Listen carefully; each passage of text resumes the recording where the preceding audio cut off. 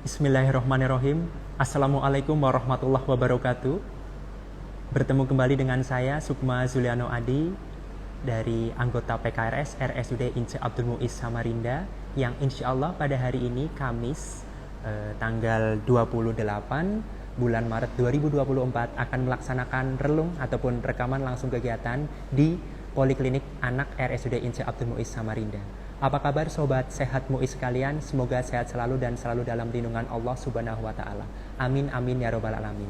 Oke sobat sehat Muiz sekalian, sekiranya ingin mengetahui bagaimana kegiatan-kegiatan ataupun pemeriksaan-pemeriksaan yang ada di Poliklinik RSUD Ince Abdul Muiz Samarinda yang hari ini bertepatan di Poliklinik Anak, mari kita izin terlebih dahulu kepada Ibu Dokter yang sedang berdinas pada hari ini. Oke, silakan sobat sehat Muiz sekalian. Assalamualaikum. Silakan sobat sehat Muiz sekalian, kita izin terlebih dahulu kepada Ibu Dokter. Oke. Assalamualaikum dokter, mohon izin sebelumnya. Izin dokter, kami dari PKRS RSUD Ince Abdul Muiz Samarinda insya Allah pada hari ini akan melaksanakan rekaman kegiatan langsung dokter di Poliklinik Anak. Izin mohon maaf sebelumnya, mungkin dokter bisa berkenalan dan menyampaikan kepada sobat sehat Muiz yang sedang melihat Instagram. Oke, ya assalamualaikum sobat sehat Muiz, ayah bunda sekalian. Perkenalkan, saya Dr. Syarifah Rehana Mardia Alaidrus, SPA, dan saya dokter spesialis anak di Rumah Sakit Umum Daerah ya, Ince Abdul Muiz Samarinda ini.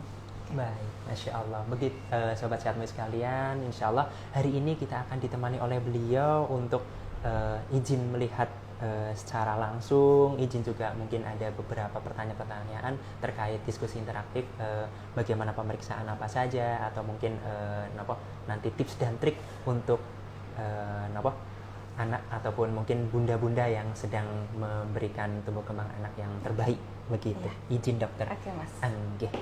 Baik, izin Ibu Dokter, mungkin kita bisa ada beberapa pertanyaan dokter. Boleh. Ini duduk di sini aja. Izin kita duduk di sebelah sini.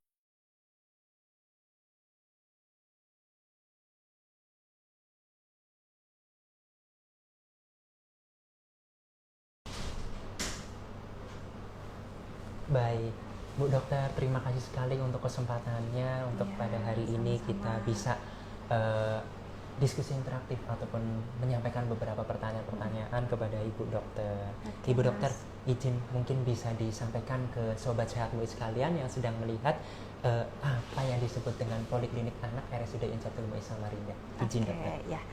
Jadi sobat sehat Muiz, Poliklinik Anak di rumah sakit ini adalah merupakan suatu layanan kesehatan rawat jalan yang tentunya kita melayani pasien-pasien anak, di mana yang dikategorikan pasien anak tersebut adalah yang berusia 0 sampai 18 tahun, Mas. 0 sampai 18. Iya, jadi kita nggak cuma melayani pasien-pasien anak yang mungkin orang awam pikir anak-anak itu adalah yang balita atau yang usia SD ya, 7 sampai 10 tahun. Tapi kita juga menerima atau melayani dari bayi sampai remaja.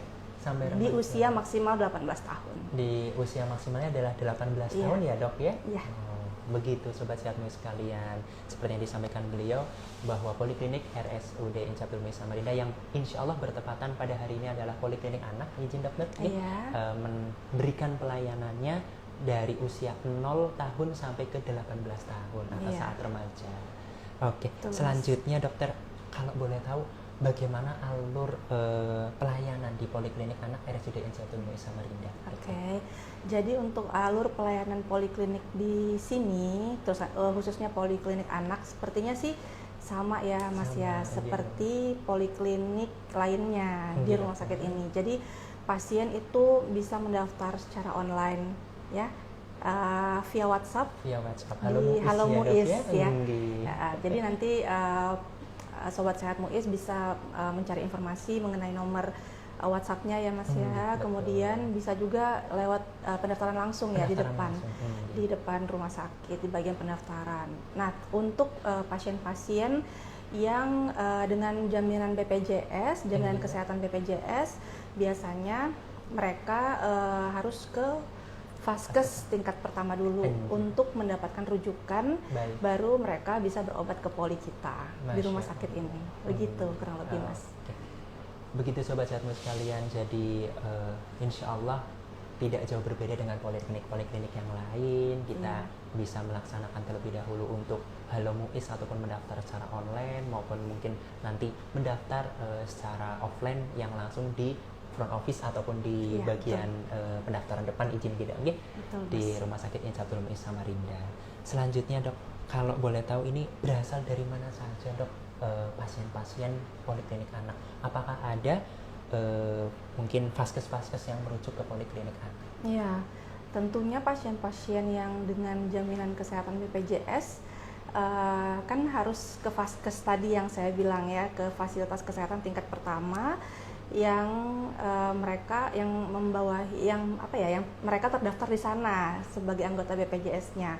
Jadi ya pastinya vaskes-vaskes tersebut banyak yang merujuk ke sini, Mas, seperti puskesmas, klinik, atau praktek dokter keluarga yang bekerja sama dengan BPJS. Dan puskesmas tersebut ya rata-rata sebagian besar ya yang berada di sekitaran Samarinda Seberang. Di Samarinda Seberang. Iya, yang di luar Samarinda Seberang juga ada dari Kukar. Kadang-kadang juga ada dari Sanga-Sanga, Loaduri. Gitu. Yang mungkin jarak dari Rumah Sakit Insinyur Abdul Muiz Samarinda hampir 20 kilo mungkin ya Dok, ya terpisah, Masya Allah.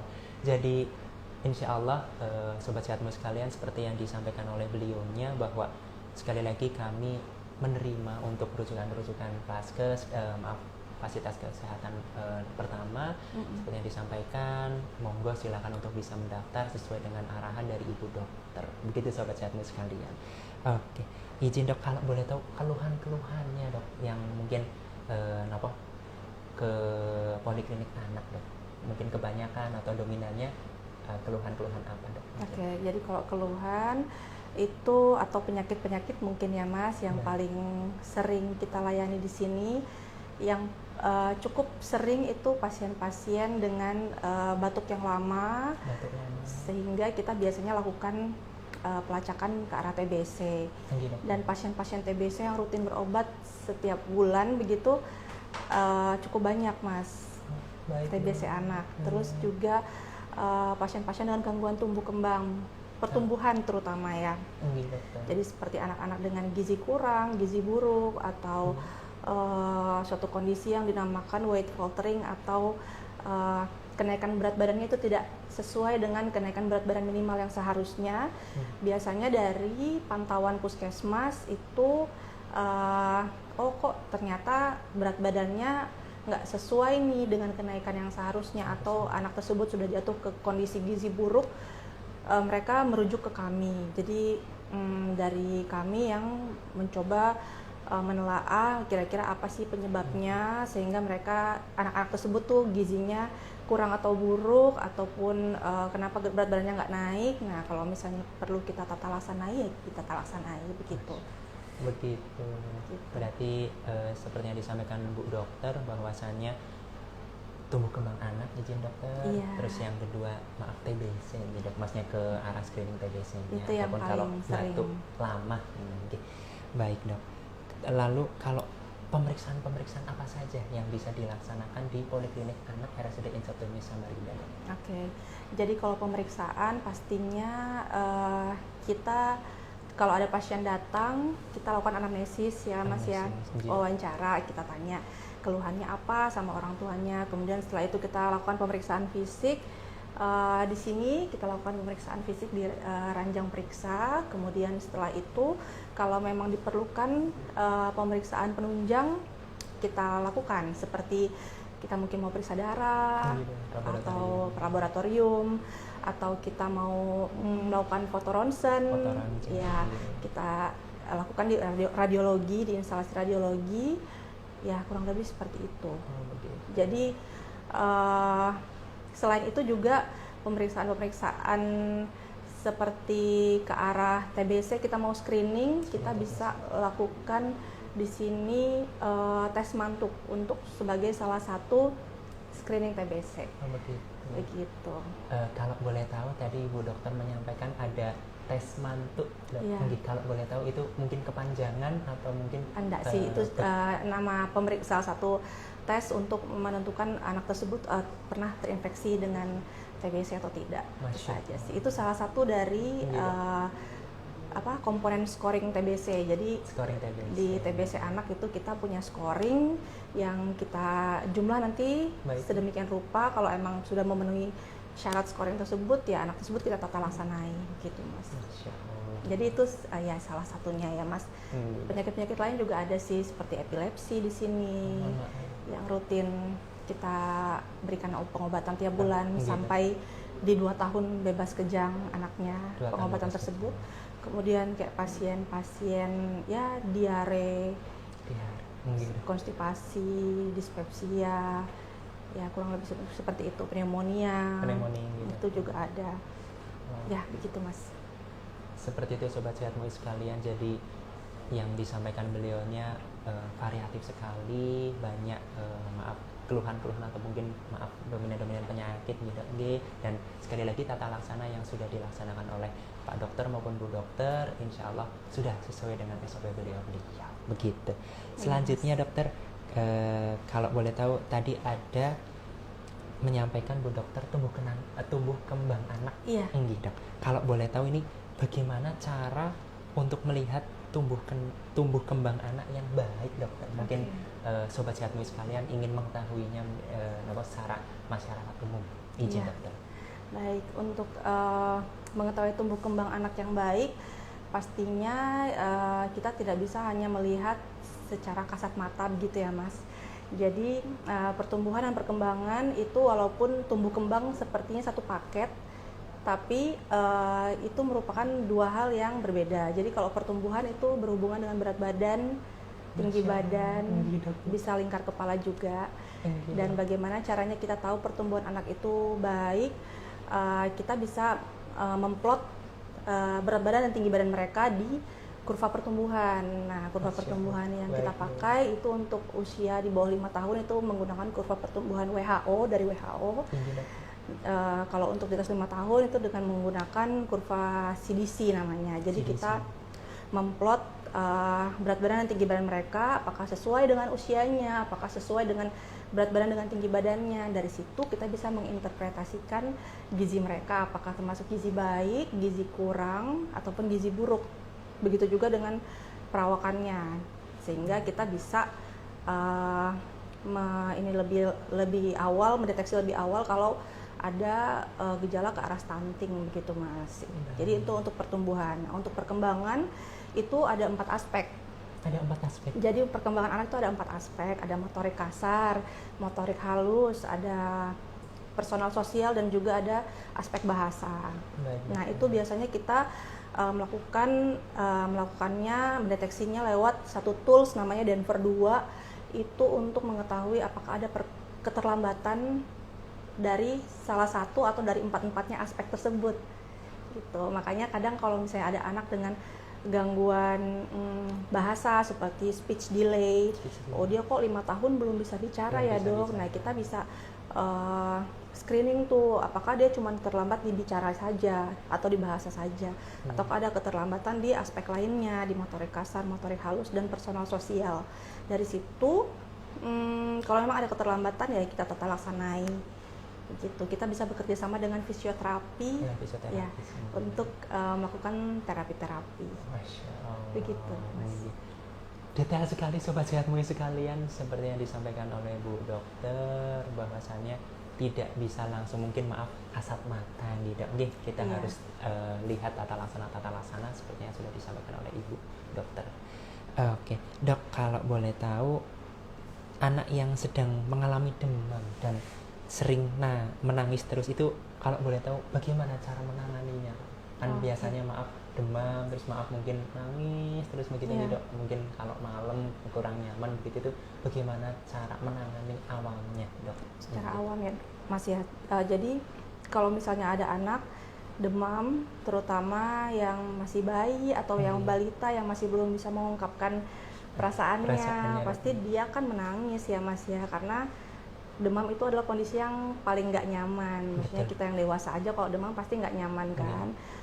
Nah, kalau gimana sih caranya mengatasinya supaya anak mungkin nggak nangis, nggak rewel saat demam? Ya diatasi demamnya. Atas Gitu. demamnya, baik. Jadi ayah bunda yang mungkin punya anak kecil di rumah itu sebisa mungkin kalau bisa ya harus ya punya termometer di rumah gitu. Punya termometer. Iya. Baik. Itu Jadi, kita red line mungkin. Iya. Jadi demam itu nggak bisa kita cuman pakai telapak tangan atau pakai punggung tangan, karena kan ini subjektif kan Mas. Betul. Maksudnya punggung tangan saya mungkin saya pikir anak ini panas nih, tapi kalau punggung tangan masuk mah mikir oh enggak biasa aja. Nah, jadi kita harus pastikan dengan termometer. Di suhu 36,5 sampai 37,5 derajat Celcius itu masih normal Mas. Jadi kalau udah anaknya 37,9, 38 ke atas atau bahkan 39, 40 derajat, nah itu demam. Baik dokter. Nah itu yang harus diberikan parastamol segera. Ya, untuk menurunkan demam tersebut, karena kalau anak masih usia di bawah 6 tahun kan takutnya bisa terjadi kejang saat demam tinggi. Betul. Nah, jadi ayah bunda setidaknya harus punya termometer dan parastamol di rumah yang belum dibuka ya, standby. Kalau ayah bunda nggak tahu ya dosisnya, kan dosis anak itu harus sesuai dengan berat badan. Betul, dokter. Misalnya tengah malam anaknya demam. Paling nggak pertolongan pertama lihat aja dari kemasan parastamolnya itu. Nanti besoknya udah bisa memeriksakan anaknya ke dokter, ya dibawa anaknya ke puskesmas atau ke praktek dokter untuk supaya mendapatkan dosis yang tepat untuk obat-obatnya. Oke. Sobat Sehatmu sekalian, alhamdulillah pada hari ini kita diberi saran yang sangat amat baik dari Ibu Dokter. Yang perlu kita garis besari adalah termometer, ayah bunda sekalian, izin dokter, dan yang kedua adanya standby paracetamol ya dok ya, sama kompres, jangan lupa itu ayah bunda sekalian. Kompresnya kompres hangat ya mas. Kompres hangat, dok, baik.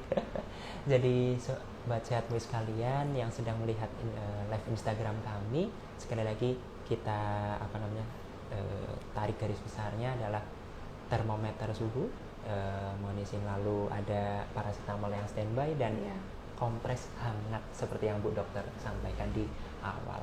Baik, dokter, selanjutnya kalau untuk menenangkan anak, biasanya kan ada beberapa nih dok, anak itu yang masuk ke ruangan poliklinik anak atau mungkin penunjang-penunjang yang lain seperti mungkin laboratorium ataupun yang ditunjuk oleh Bu Dokter, Pak Dokter, itu kan nangis atau tegang begitu itu bagaimana sebetulnya dok? Ada tips dan trik atau bagaimana cara menenangkannya, izin dok? Iya, kalau khususnya kalau saat diperiksa sih ya mas ya, mungkin kalau misalnya ditusuk jarum saat diambil darah ya pasti nangis karena kan sakit. Betul. Biasanya kalau anak kecil yang masih belum ngerti baru dibaringin aja udah ngamuk ya kan ya, misalnya nangis. Tapi anak kecil itu bisa kok dialih-alihkan. Jadi misalnya kayak apa itu, ini kan di atap itu ada gambar-gambar tuh. Baik, sobat sehatmu sekalian, jadi seperti yang disampaikan Ibu Dokter bahwa di atas ranjang pemeriksaan itu ada gambar-gambar. Iya, apa itu kupu-kupu, bagusnya begitu. Atau pakai mainan-mainan begini. Ini kelinci atau ada yang krecek-krecek gitu. Jadi anak tuh teralihkan. Bisa minta tolong bantuan orang tuanya untuk pegang dulu ya Bu, saya periksa ibunya gini-gini. Gitu. Berarti kira-kira mas memang harus pengalihan untuk kebaikan adik ataupun anak, supaya kita bisa periksa juga supaya anaknya. kita bisa periksa dan kita tata laksana sesuai dengan perintah dari Ibu Dokter, Pak Dokter. Begitu sobat sehatmu sekalian. Oke, selanjutnya dok, ini maaf dok kalau boleh bertanya terkait pembiayaan dokter. Mungkin sobat sehatmu sekalian ingin mengetahui apakah tertanggung dengan jaminan sosial BPJS dokter? Iya, tadi sudah sempat saya singgung bahwa memang kita menerima pasien-pasien BPJS mas. Jadi ya, tapi ada alurnya gitu kan ya.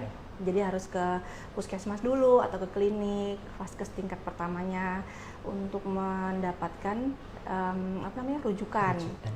Dan itu pun biasanya harus memang penyakit-penyakit yang ke arah spesialistik begitu Mas.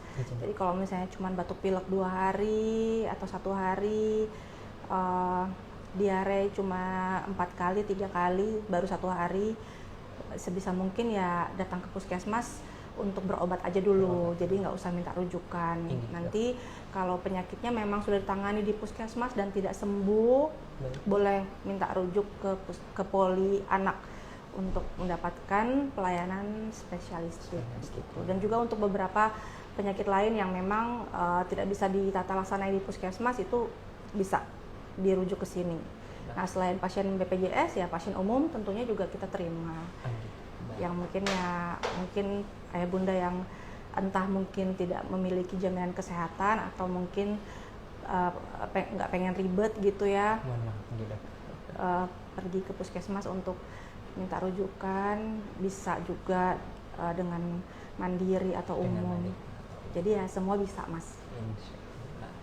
Begitu Sobat Sehatmu sekalian, seperti yang disampaikan Bu Dokter, bahwasanya insya Allah untuk jaminan sosial BPJS ataupun mungkin ada beberapa asuransi ataupun mungkin umum ataupun mandiri, insya Allah kami melaksanakan pelayanan kepada anak daripada ayah bunda sekalian begitu. Dan terakhir Dokter, ini untuk pertanyaan Sobat Sehatmu sekalian, mungkin ada yang ingin tahu tips dan triknya Dokter untuk tumbuh kembang anak yang baik itu bagaimana Dok? Mungkin kita memberikan gizi yang baik atau seimbang atau bagaimana, izin Dok? Sobat Sehatmu sekalian ingin mengetahui tips dan triknya Dokter, izin. Tips dan trik sebenarnya ya kita jalani aja kehidupan seperti apa adanya, namun tetap kita perhatikan anak kita bagaimana dengan pola makannya, kebiasaan makannya, begitu. Jadi untuk pola makan kan juga kita memiliki jadwal makan ya. Jadi anak itu harus makan 3 kali sehari, boleh dengan 2 kali atau 3 kali selingan. Kemudian ya kalau memang orang tuanya sempat untuk memeriksakan anaknya ke posyandu atau ke puskesmas kan, mereka bisa ada terus ya setiap bulannya di dekat area rumah biasanya. Nah itu ayah bunda bisa datang ke sana untuk mengukur berat badan dan tinggi badan anaknya. Nanti kan bisa mereka bilang, oh ini anak ibu gizinya bagus gitu, masih dalam batas normal.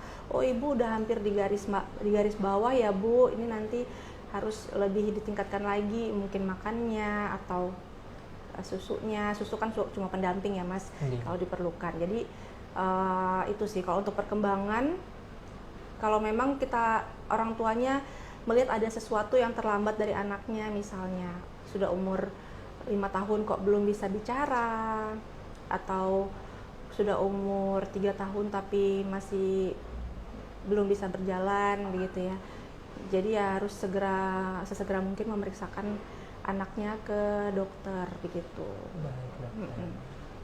Begitu Sobat Sehatmu sekalian, alhamdulillah kita pada hari ini diberikan tips dan trik langsung oleh spesialis anak yang ada di Rumah Sakit Inca Abdul Muiz Samarinda. Sekali lagi untuk tumbuh kembang anak untuk bisa diperhatikan, dan sekali lagi itu ada 3 ya, jangan lupa termometer, paracetamol yang standby, dan kompres hangat seperti yang Bu Dokter sampaikan. Begitu Sobat Sehatmu sekalian, alhamdulillahirrahmanirrahim, pada hari ini kita sudah diberi kesempatan untuk diskusi maupun melihat kegiatan langsung yang ada di Poliklinik RSUD Inca Abdul Muiz Samarinda, yang khususnya pada hari ini adalah Poliklinik Anak, Sobat Sehatmu sekalian. Jadi kalau misalnya memang adik ataupun anak ayah bunda sekalian sedang mengalami kurang nyaman ataupun keluhan-keluhan yang disampaikan oleh beliaunya, bisa untuk berobat, bisa untuk kita insya Allah tata laksanai di Poliklinik Anak RSUD Inca Abdul Muiz Samarinda. Terima kasih sekali Ibu Dokter sudah diberi kesempatan untuk diskusi interaktif maupun melihat secara langsung kegiatan yang ada di Poliklinik Anak RSUD Inca Abdul Muiz Samarinda, Dokter. Iya, sama-sama Mas Sukma. Begitu Sobat Sehatmu sekalian, saya selaku host dan Ibu Dokter selaku narasumber. Jikalau kami banyak kekurangan, baik yang disengaja maupun tidak disengaja, kami memohon maaf. Billahi taufik walhidayah. Wassalamualaikum warahmatullahi wabarakatuh. Waalaikumsalam warahmatullahi wabarakatuh.